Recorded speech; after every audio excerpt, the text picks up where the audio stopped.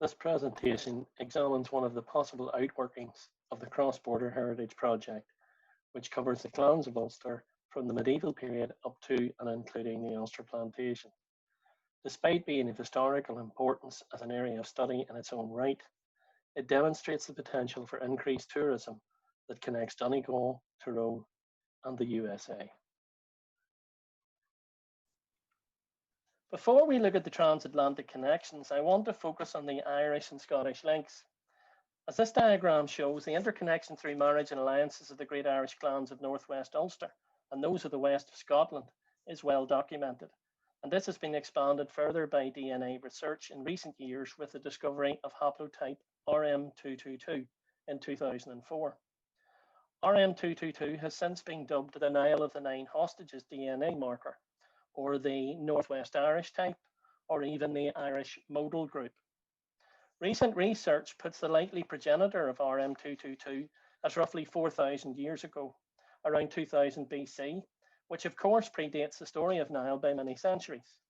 However, when we examine RM222 with a particular interest in Northwest Ulster, i.e. Donegal and Tyrone, some interesting aspects emerge, and we'll look briefly at one example. This genetic tree is a DNA summary focusing on the lineage of the Kennedy clan, including both the Irish and Scottish variants. You can see they both descend from the Celts, which is of little surprise given the history of the British Isles. However, you will see the Irish O'Kennedys diverge into a separate genetic group. The two other variants, i.e. the Perthshire and Carrick Ayrshire Kennedys, descend from the group known as Irish modal, otherwise RM222. In addition, it can be seen that the ancient Donegal clans of ODoherty and OLaughlin share the same lineage as the Carrick Kennedys through RM222. The map on the right shows where the highest concentration of RM222 descendants are found. Finally, I would draw your attention to Gilbert Kennedy at the foot of the tree, who is the subject of the next slide. Knowing what we do about RM222 and its mixed Irish and Scots origin makes this next slide all the more interesting in the story of Northwest Ulster. Here we see the lineage of Reverend Thomas Kennedy, 1624 to 1714, who came to Ireland in around 1642, settling in Donaghmore, County Tyrone. His descendants always claimed ancestry from the Carrick Kennedys in Scotland, and the DNA from living descendants now bears this out as accurate. However, the RM222 origin of this DNA suggests that Reverend Kennedy's ancestors may have come from Ireland and more particularly Northwest Ulster, prior to the 5th century, when history records the migration of Irish Gaels into the west of Scotland.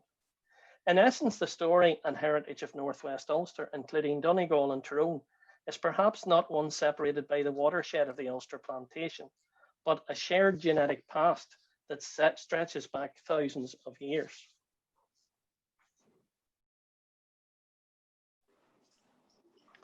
Following contact between Jen Schaffer, Minnesota, and Eileen Quinn of Killeeshil and Clonaneese Historical Society, an investigation was made of the McFarlane family, who resided at Eskra, Killeeshil, County Tyrone in the 18th and early to mid-19th centuries. Jen was a descendant of Francis McFarlane, who settled in Pennsylvania around 1760 to 1780, along with brothers Andrew, James, and David. She was aware of a brother, Hugh, who had remained in Ireland, and this was subsequently confirmed to be Hugh McFarlane of Eskra, Killeeshil, who lived roughly 1761 to 1839. Extensive research done by Jen Schaffer had unearthed documentation in US archives revealing the significant involvement of the McFarlane brothers in both the colonial and post-revolutionary life of America. Her research also revealed the names of other Irish families to which the McFarlanes were connected either through commerce, marriage, or both.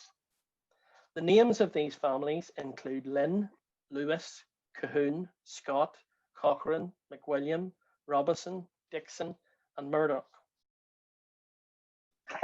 So first of all, thank you, Jane, for agreeing to meet up on Zoom here just to tell us about your own background and your family research and things like that. So first of all, can you tell me something about yourself and how you came to research your McFarlane roots? I grew up in Iowa in a town called City on the Missouri River. And then I came up to Minneapolis to go to university. And then I ended up with a Russian degree that I've never used. And I just ended up staying up here in Minneapolis. I've always loved reading and history, so the genealogy part was just kind of a natural component.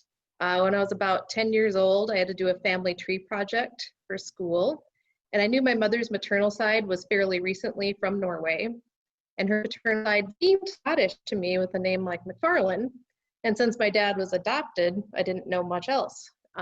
My mom suggested I ask my 84-year-old grandpa about his McFarlane side, and we went to visit their farm in rural South Dakota, and I asked him if he might have any photos or information about his ancestors. He wasn't a man of many words. He stoically went to the attic and came down with multiple suitcases from the 1930s full of 100-year-old photos. Wow. We spent the day at his card table with a magnifying reading light and went through each and every photo, and he made me write on the back of all of them. And I was just shocked that he could identify these people who had died in the 1800s in Pennsylvania, whom he had never met. And he pulled out his McFarlanes written by his cousin, Rodney Mayhew, in 1926. It was 84 pages detailing our entire line in America and listing Donegal and Tyrone as our most recent origin, and listing my family's role in the Revolutionary War. I had no idea about any of this. I didn't know we weren't directly from Scotland. And I had no idea we spent a couple hundred years in Northern Ireland first. And I asked my grandpa if he knew why we left Scotland. He just chuckled and said, they kicked us out. So supposedly the McFarlanes were for being too warlike. So I was hooked on family history and history in general, but it wasn't until the advent of internet genealogy that I was really able to apply my intrigue to continuing the story of the family. And I'm really grateful that my grandpa did everything. Yeah, well, a couple of things there. Firstly, you've made the mistake of telling us you have a Russian degree. I don't know how many times that's likely to come across in our project, but you have now revealed that to us. So hopefully we won't torture you. Yes. Trying to think of reasons how that might happen, but you never know, Jen. So yeah, that's fantastic. First, what I would say is your experience, your family experience of all of that history and documentation, certainly from my own experiences here in Ireland, is extremely rare.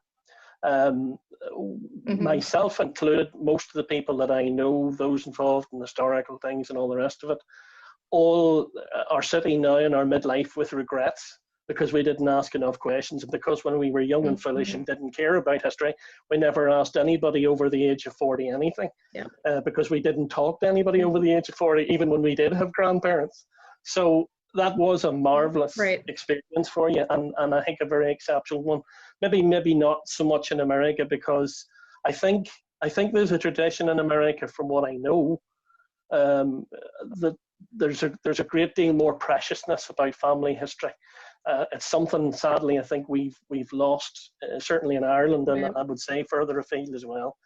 But listen, that's great to get that bit of background. As far as you were just touching on it in the end of what you said there, what sort of tools have you used in your research? Well, I started, like most people here, with the standard 7-day trial of Ancestry.com. And I spent a lot of overnights just looking at everything because I couldn't believe the quantity that was there. And then I branched off to Family Search, and then I found out about the Family Search image-only catalog. And I have paged through that with unindexed records, and that's the gold mine. And I've also had really good luck with just reaching out to distant relatives and asking them what they know. Because the family game of telephone, everybody gets a little different piece. Sometimes there's a clue in there, and it's more often than not led me to something I was truly seeking. Yeah.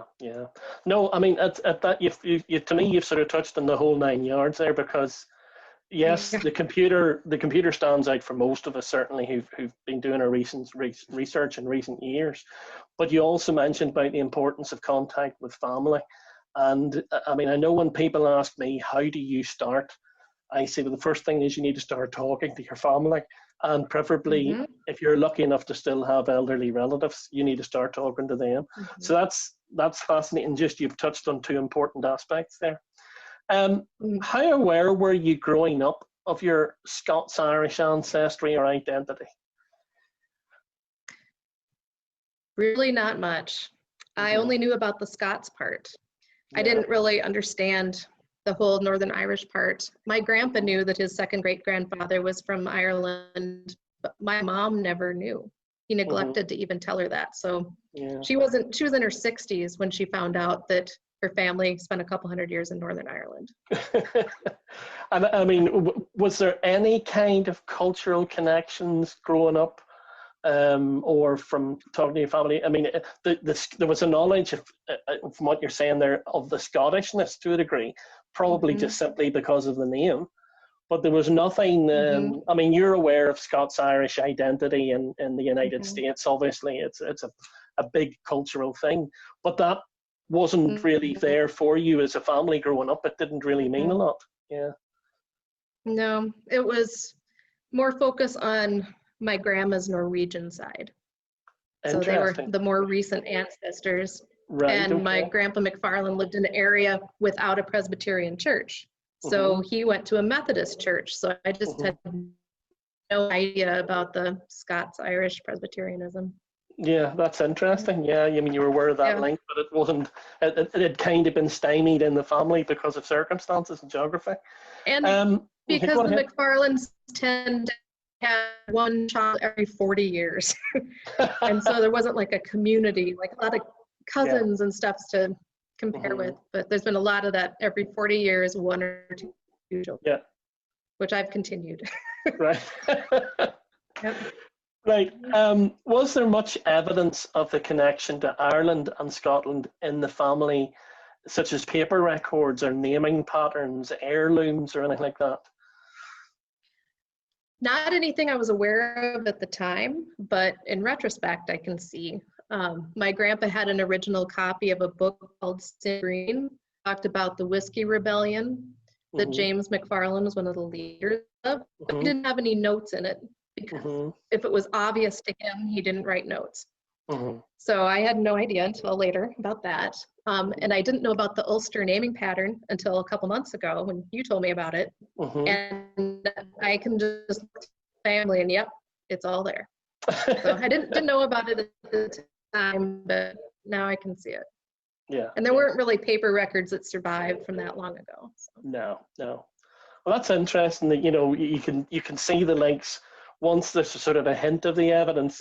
It's the same, you know, when you're doing any kind of this genealogical research, is that you can sort of, there's that, oh yeah, moment, as I call it. Yeah, exactly. It all suddenly falls into place like a jigsaw that was staring you at all the time, but of course you couldn't see it. Yeah. Just finally, what particular thing or piece of evidence led you to search for ancestors in County Tyrone? Because that's how we eventually then, I think you contacted Eileen or whatever, and there was an initial contact there. So what led you to that point?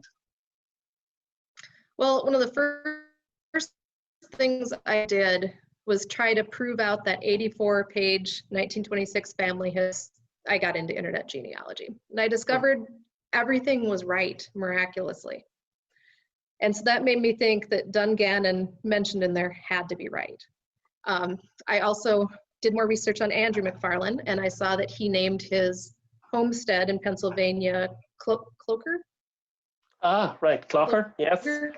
C-L-O-G. Yeah.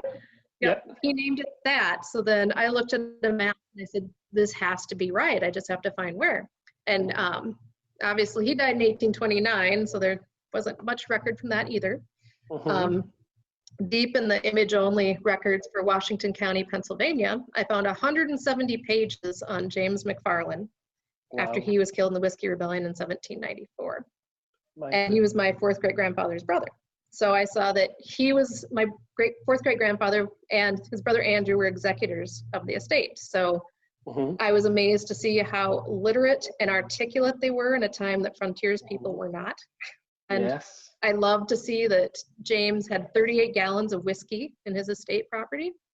But on page 35, I audibly screamed when an indenture from 1789 was included where James said that he was from Eskra, parish of Killeeshil, County Tyrone. And I never thought I would ever find anything like that after 8 Wow. solid years of looking. My So my husband came upstairs to see if the house was on fire or something, but yeah, that was pretty amazing. And then somebody through Facebook recommended the Killeeshil and Clonaneese Historical Society, and I reached out within probably 5 minutes. So, My goodness. yep. So Yeah. whenever you found out about the Eskra, you already knew that it was Eskra Killeeshil before you even got in touch with us because of that indenture, no? Yeah. Yep, he put it all on the indenture.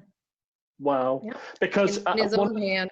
yeah, one of the things I wondered about, I mean, Eskra is not that rare a name for an Irish townland. And I mean, there's one quite a few miles away from here on the road to ONeill, which tends to confuse people and they tend to see it first, and there's quite a bit of distance. So I was curious as to say, you know, did you just literally have Eskra and that was it? And Dungannon, I think you'd mentioned about Dungannon. So you could sort of say, but you could still have been dragged to either of those destinations, which would not have helped. It just made your work a lot harder. Maybe eventually would have been sorted. I don't know. Yeah. No, that's fantastic. Well, listen, Jen, thanks very much for your time. I just wanted to sort of just get a bit of chat just about the background, how we connected just with you doing your McFarlane roots. And it's certainly, I think one of the things we're probably going to look into in more depth is where these different connections can go. I mean, the project is mainly looking at those connections through Donegal and into Tyrone, but it certainly won't be lost in the project that we're looking about things that, if you like, extend a larger circle across the Atlantic, and maybe not even just the United States, but obviously Canada and Australia and heaven knows everywhere else. But listen, thanks very much for your time. It's much appreciated. And I'm sure we'll get chatting again on the same subject. So thank you. Thank you. I wanted to just mention about the connection, just defining where the whole Ulster Scots things lies with our project. So what I was really getting at was that it's not so much something to do with the Ulster plantation. Some of these, and maybe quite a number of these Scottish families who landed in the plantation in Donegal and elsewhere, had, if anything, an Irish background rather than a Scottish background because of their Gaelic roots. And the RM222 haplotype is now bearing this out genetically. And that's being used alongside, you know, proper primary sourced genealogy and bearing fruit. But I wanted to just now finish off by just sort of taking this movement of Ulster or of Scots into Donegal in the plantation, and how and the reasons why some of these people migrated into Tyrone and then on to the Americas, both from Donegal and from Tyrone. But it's their maintaining of relationships and things is what I want to really get at. So in this slide, we look at the Donegal origins of those Scots planter families, including the McFarlanes, who maintained connections in America after emigrating in the 18th century. So I have a map here just in the centre of the slide covering a fair part of North Donegal. Up on the left, we see Clan McFarlane, which is Jen's people. So they originated from the Scottish Highlands in Arachar of Luss. And they're a subset of the Lennox Stewarts. And as many of the Donegal folk will know, of course, they had a large plantation grant in Donegal. And from the 1630 muster roll show that majority of those of the name settled in Donegal of the name McFarlane were on the Lennox estate at Portlough. And we see that again in the hearth money rolls for Donegal in 1665 in relation to Killeeshil and Drumhalla.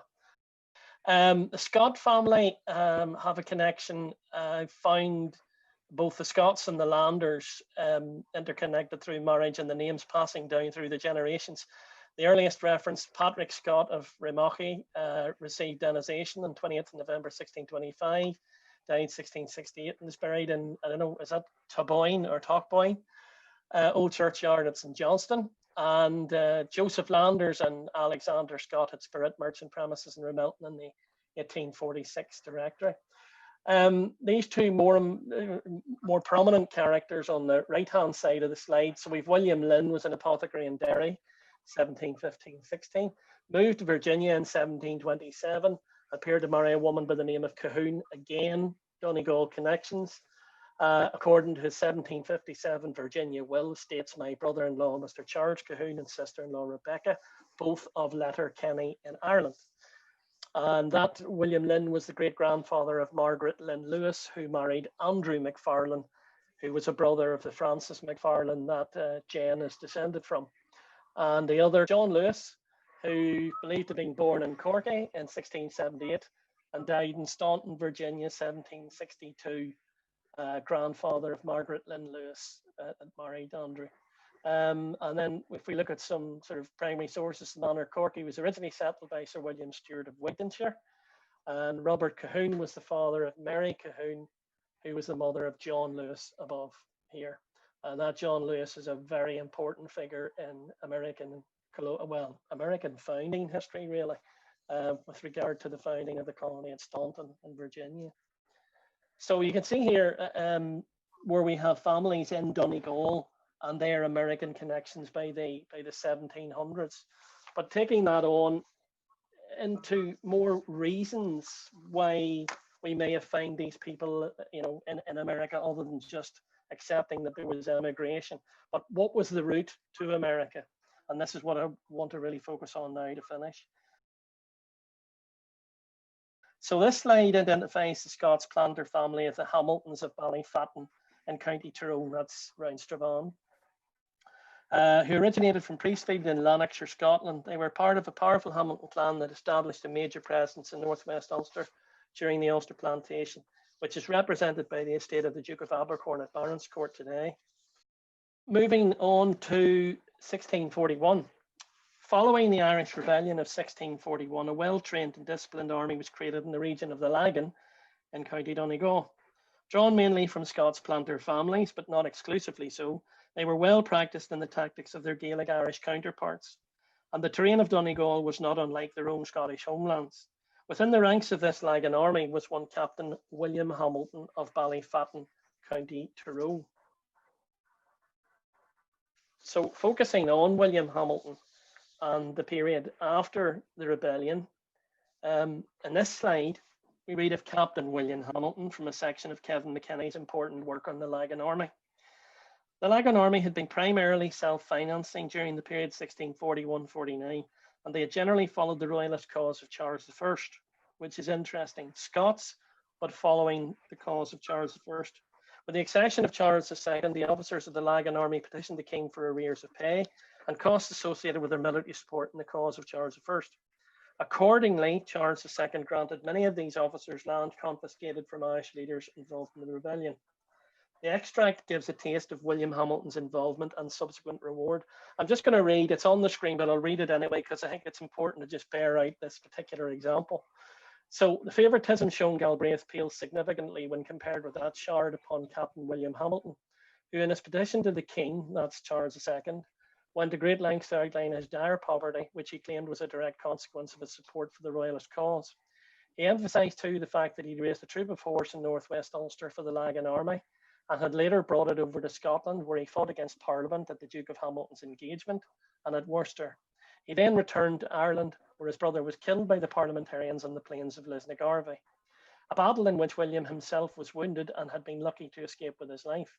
In return for this level of loyalism, he was commissioned into the standing army and allowed to charge over nearly 11,000 harriers, for which he was later made a trustee in the 49 security.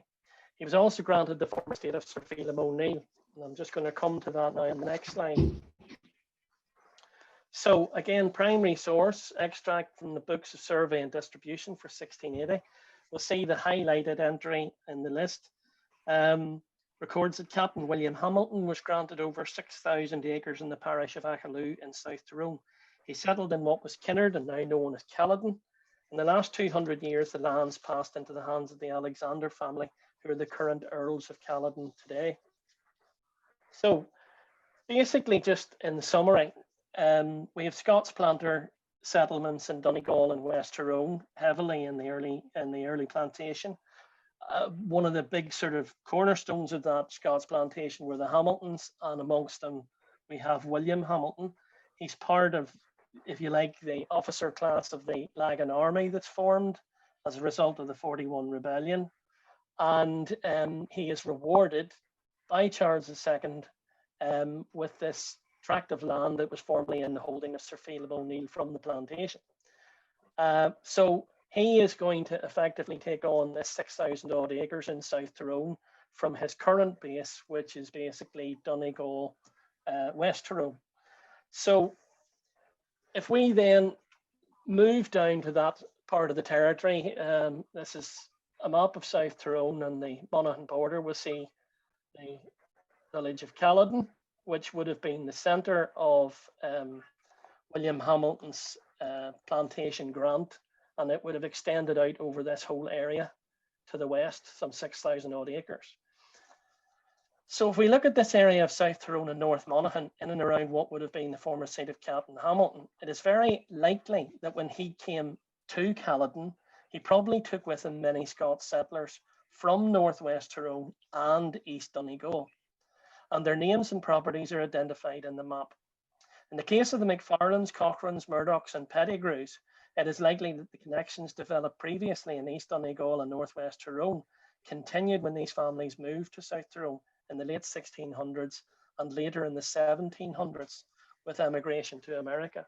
So just focusing on this slide, up on the top left, this photograph from about 1905 remarkably came to light literally in the last 6 months, 6 to 9 months. And it shows the original McFarland homestead built at Eskra in Killeeshil, County Tyrone. The left-hand part of that property is the early part, and all indications are from maps and other things that that probably dates from the early to mid 1700s. The Cochrane family, who are intermarried with the McFarlands, had 2 properties in Monaghan, but I know Monaghan obviously is out of the scope of our heritage project, but I would point out that the 2 areas involved, you could literally chuck a stone from them to the Blackwater River, which is the western border of Tyrone in this part of the world. So this is Leek County Monaghan, which literally joins the Blackwater River here, and Grange, again, not far away from the Blackwater.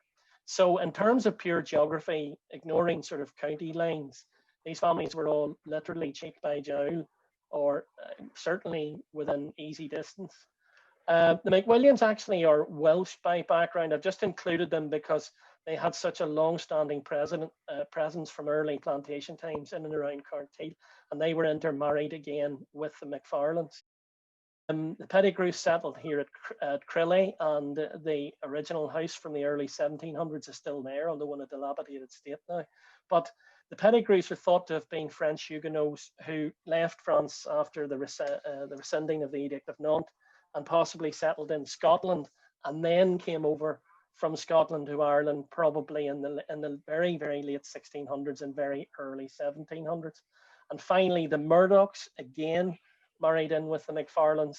They settled at Anna Row, which is just on the Tyrone side of the Blackwater River. And that house is just about standing, what's left of it. But all of these families were in connection with each other, I believe, from the Donegal times, and were part of this migration into South Tyrone, I think, in and around Captain Hamilton's grant of the Philip O'Neill estate here in this area. And then with those connections already long established, it was a simple matter that when they migrated to America, they were just continued. So it's like a grand circle ending up but slicing off across the Atlantic in America.